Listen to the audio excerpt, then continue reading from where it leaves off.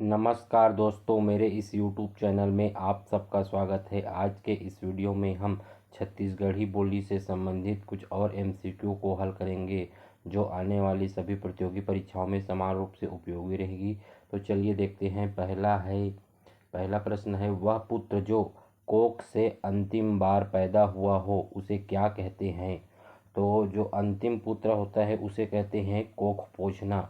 किसी कोख से अंतिम बार पैदा हुआ होता है यानी अंतिम पुत्र होता है उसे कहते हैं कोख पोछना। तो इसका सही आंसर हो जाएगा दूसरा नंबर, कोख पोछना।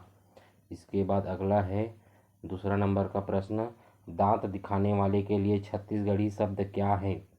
तो दांत दिखाने वाले के लिए छत्तीसगढ़ी शब्द है दांत निपोर। दांत दिखाने वाले के लिए छत्तीसगढ़ी शब्द है दांत निपोर। और दतला, जिसका दांत बड़ा बड़ा रहता है, खुद से दिखते रहता है, तो उसे दतला कहेंगे।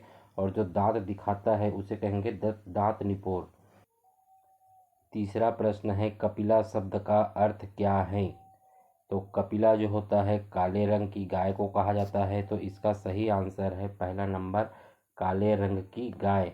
इसी का एक पशु आहार आता था, कपिला पशु आहार, जो गायों के लिए था।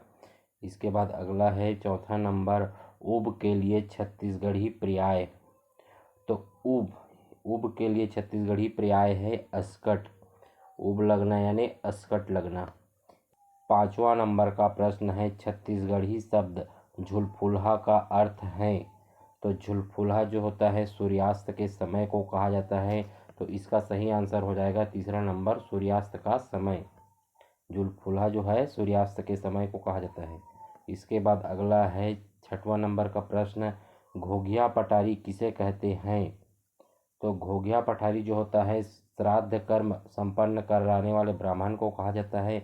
जो ब्राह्मण श्राद्ध कर्म संपन्न कराता है उसे कहते हैं घोघिया पठारी। तो इसका सही आंसर हो जाएगा चौथा नंबर। इसके बाद अगला है सातवां प्रश्न, लरिया बोली किस जिले में बोली जाती है? तो इसका सही आंसर है ऑप्शन 2, महासमुंद। महासमुंद जिले में लरिया बोली बोली जाती है। अगला प्रश्न है, सदरी बोली किस जिले में बोली जाती है?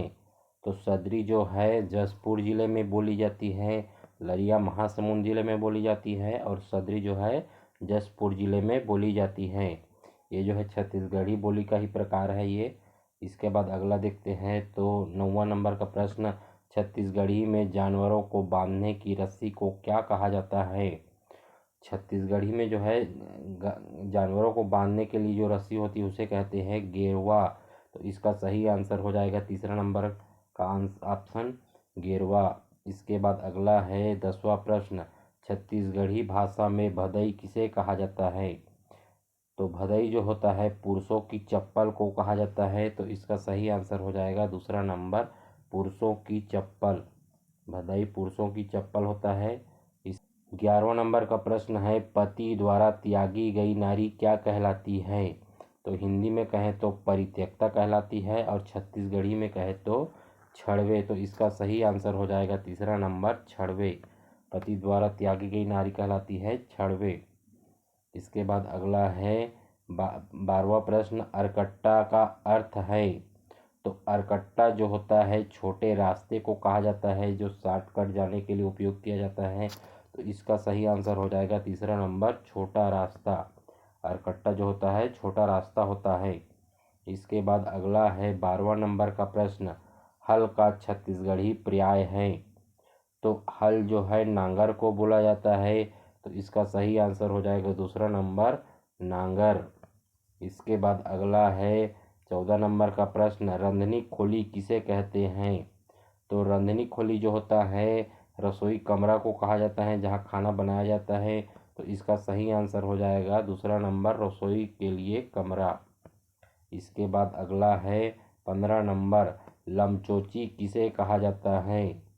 तो लमचोची जो होता है लंबे चोंच वाली चिड़िया को कहा जाता है। तो इसका सही आंसर हो जाएगा दूसरा नंबर, लंबी चोंच वाली चिड़िया। अगला प्रश्न है 16वां नंबर, लुरकी किसे कहते हैं? तो लुरकी एक आभूषण होता है जो कान में पहना जाता है। तो इसका सही आंसर हो जाएगा ऑप्शन ए, आभूषण। इसके बाद अगला प्रश्न है 17 नंबर, हम लिख रहे थे का छत्तीसगढ़ी वाक्य होगा? इसमें सभी को देख लेते हैं। हमन लिखत रहिबो, हमन लिखत रहेन, हमन लिखेन, हमन लिखबो। तो इसका सही आंसर है ऑप्शन 2, हमन लिखत रहेन। हम लिख रहे थे को छत्तीसगढ़ी में बोलेंगे हमन लिखत रहेन। इसके बाद अगला क्वेश्चन है 18वां नंबर, कूड़ा ससुर का क्या अर्थ है? कूड़ा ससुर जो होता है पति के बड़े भाई को कहा जाता है, यानी जेठ को कहा जाता है। तो इसका सही आंसर हो जाएगा तीसरा नंबर जेठ। 19 नंबर का प्रश्न है, अटाटूट का मतलब है? तो अटाटूट जो होता है बहुत अधिक होता है उसे कहा जाता है। तो इसका सही आंसर हो जाएगा दूसरा नंबर बहुत अधिक। इसके बाद अगला प्रश्न है पटंदर। पटंदर का मतलब होता है उपमा, उपमान, उपमेय वाला उपमा। तो इसमें इसका सही आंसर हो जाएगा तीसरा नंबर उपमा। पटंदर का मतलब होता है उपमा। तो दोस्तों आपको यह वीडियो अच्छा लगा हो तो वीडियो को लाइक करें, शेयर करें और चैनल को सब्सक्राइब करें। धन्यवाद।